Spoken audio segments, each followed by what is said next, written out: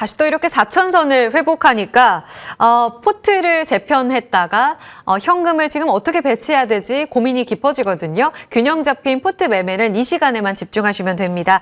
누구보다 수급 발빠르게 읽어주시는 분이에요. DB증권 알파플러스 클럽 이민섭 과장 함께하겠습니다. 어서 오세요. 안녕하세요. 네, 한 주 매매 어떠셨어요? 굉장히 좀 출렁였던 것 같은데. 네, 일단은 변동성이 이제 가장 확대되는 구간을 지나왔고요. 그리고 이제 계속 생각했었던 거는 환율이 안정화되면 한국 시장 안정화된다라고 생각을 하고 있었는데 네. 이 환율이 생각보다 환율 안정화가 좀 늦게 되고 있는 상황이기 때문에 변동성 구간이 좀 쉽지 않게 지나갔다라고 말씀드리고 싶고요. 반면에 이제 최악의 변동성 구간이 이제 지나갔다라고도 표현을 할 수 있을 것 같아요. 그래서 뭐 지금 같은 경우에는 시장 상황 긍정적으로 보고 있는 상황이고 뭐 뒤에 말씀드리겠지만 산타랠리 기대감도 충분히 있다 이렇게 네. 말씀드리고 싶습니다. 그럼 그 최악을 지나는 변곡점에 있어서 바닥을 다지는데 그리고 반등을 도모하는데 가장 핵심적이었던 이벤트는 뭐였다고 보세요? 일단 금리 인하 기대감이 다시금 커진 거. 살아난 거겠죠. 그래서 한번 좀 정리를 해드리면은 그동안은 시장을 흔들었었던 악재들이 크게 세 가지가 있을 수 있거든요. 이제 버블론 일단은 이제 과잉 투자 관련된 우려가 있을 수 있겠고 금리 인하 기대감이 약화된 부분들, 네. 그다음에 원달러 환율, 한국 시장에서는 상승한 부분들이 외국인 수급에 영향을 줬기 때문에 이러한 크게 세 가지가 한국 시장에서 변동성을 키우는 부분이 있었는데 뭐 AI 버블론 같은 경우에는 최근 들어서 이제 구글과 엔비디아가 싸우고 있기는 하지만 전반적으로 봤을 때는 반도체 수요가 계속해서 늘어날 수 있는 상황이기 때문에 오늘 같은 경우에는 이제 엔비디아가 좀 반등을 하면서 SK하이닉스가 좀 상대적으로 강세 나오고 있는 흐름들, 결론적으로는 키 맞추기 하면서 삼성전자든 SK하이닉스든 다 올라갈 수 있는 환경이 조성됐다라고 생각을 하고요. 추가적으로는 이러한 낙수 효과로 인해서 소보장 종목들도 같이 갈 수 있는 기회가 마련이 됐다. 주도 업종이 다시 한번 슈팅할 수 있는 기회가 됐다. 이렇게 말씀을 드리고 있습니다. 출렁출렁 거렸다가 이제는 안정권에 진입했다. 지난주에는 포트폴리오 큰 변화가 없었거든요. 어떻게 바뀌었을까요? 같이 확인해 보시죠.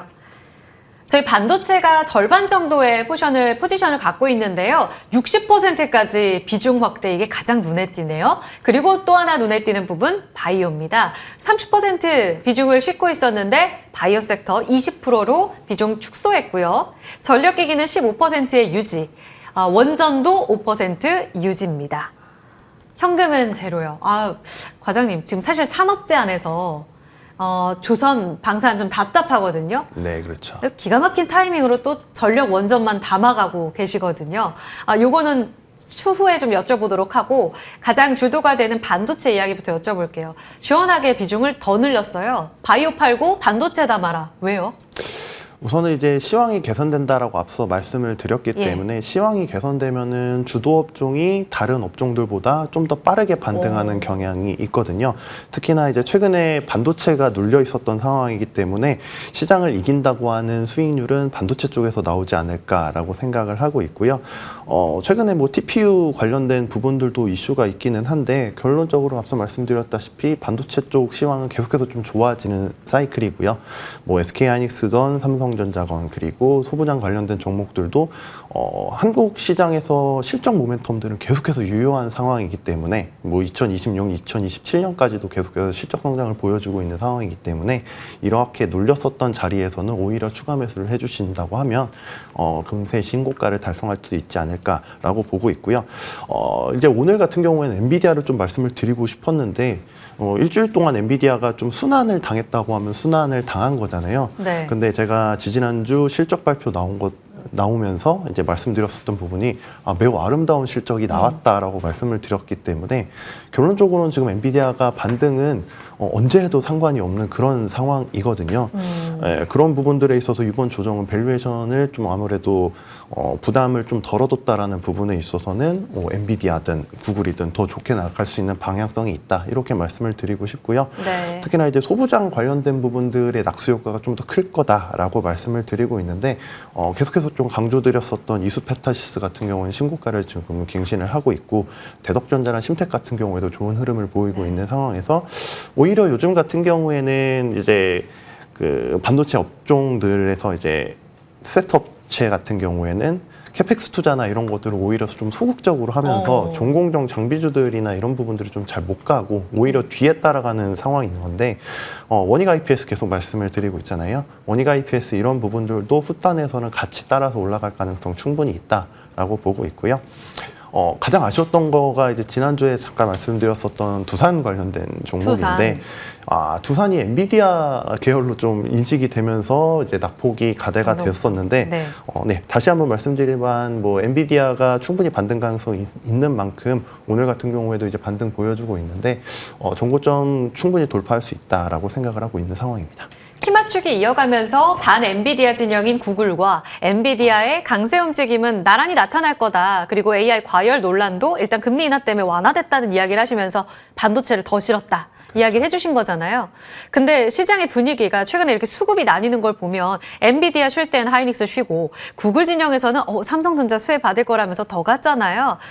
같이 달릴 거라면 지금은 이 투톱 안에서 같이 비중을 늘리는 게 맞아요? 아니면 그 안에서도 뭔가 비중을 좀 다르게 보는 게 맞을까요?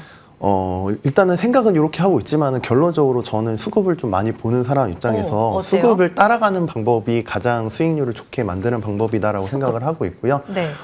단기적으로 이제 전략을 세워본다라고 하면은 SK 하이닉스가 눌렸을 때는 일부 이제 수익 실현이나 이런 부분들을 진행을 하는 뭐 큰 손들이 있다고 하면은 오히려 저희 같은 경우는 좀 담아가는 전략을 사용할 수도 있다라고 생각을 하고요.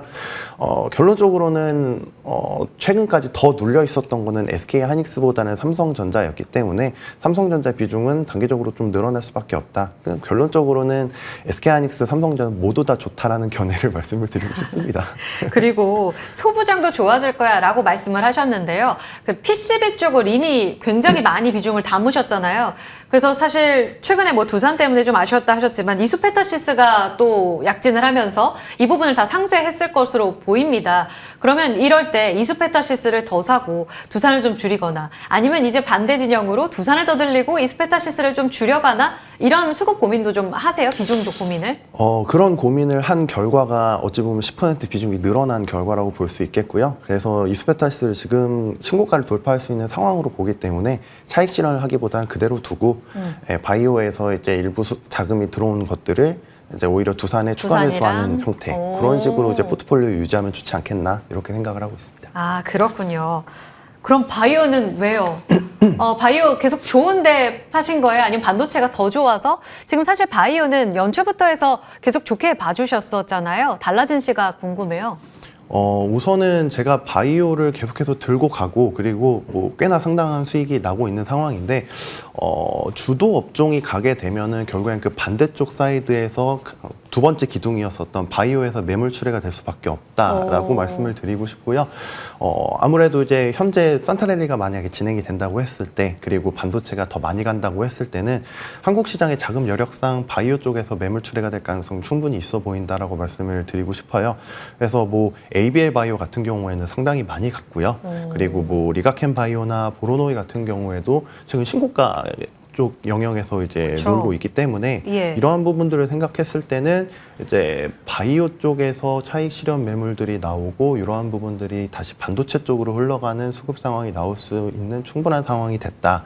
이렇게 말씀을 드리고 싶어서 이러한 부분들에 있어서는 좀 한번 때려박기 전에 일부 차익 실현을 하는 부분들도 충분히 좋다. 이렇게 말씀을 드리고 싶습니다. 아, 수급 변동성을 자아낼 만큼 많이 올랐다고 보시는 거군요. 지금 바이오 상승률을 보면 D&D 파마텍은 일찍이 탑픽으로 담으셔서 170%의 상승률이고요. 알테오젠 24%, 큐리언트 67%, 아까 말씀하신 ABL 바이오도 100%가 넘어요. 그러면 지금 100%단에서 상승률이 절대치로 많이 올라온 쪽부터 줄여가는 전략이 맞아요? 왜냐면 알테오젠 좀 이슈 남아있잖아요. 그렇죠. 일단은 알테오젠 같은 경우에는 다른 종목들보다는 많이 못 오른 편이고요. 아무래도 좀 대형주 단이다 보니까 알테오젠은 좀 유지를 하는 방향으로 가되 ABL 바이오나 뭐 D&D 파마텍 같은 경우에는 매물이 한번 나오게 될 경우에는 급히 올랐기 때문에 또 급히 떨어질 가능성 충분히 뭐 종목 자체가 좋더라도 그냥 차익 실현 나올 때는 또 엄청나게 떨어지는 걸 SK 하이닉스에서도 보지 않았습니까? 그렇기 때문에 이런 부분들을 좀 대비를 한다면은 차익 실현을 일부 좀 해놓을 필요가 있겠다. 이렇게 말씀을 드리고 있습니다. 좋습니다. 함께 전력 들어봤고요. 저 궁금한 게 그 원전이랑 전력을 지금 계속 유지하고 계시잖아요. 이 산업재해 변동성에 있어서는 산타랠리 때 다시 한번 지수 중심으로 수급이 유입되면 이 두 섹터를 계속 담아가실 예정이신지 아니면 좀 반도체 쪽으로 더 쏠림 현상이 강화되면 이쪽으로 수급을 더 몰아갈 계획도 세우고 계시는지 궁금합니다. 아무래도 반도체 쪽의 수급이 이제 향후에는 전력 관련된 이슈가 또 다시 부각이 될 가능성이 있고요. 그다음에 원전 쪽 관련된 부분, 강화될 부분들이 있기 때문에 이런 부분들에 있어서는 반도체가 이슈가 이제 어느 정도 좀 사그라든다고 하면은 오히려 뭐 연말 연초 같은 경우에는 전력 관련된 부분들이 다시 한번 이슈를 받을 수 있겠다라고 생각을 해서 15% 비중을 남겨두고 있고 그리고 결론적으로 따라오게 되는 건 또 원전 관련된 부분일 거니까 이러한 부분들 20%로 유지를 하고 있다라고 말씀을 드릴 수 있겠고요.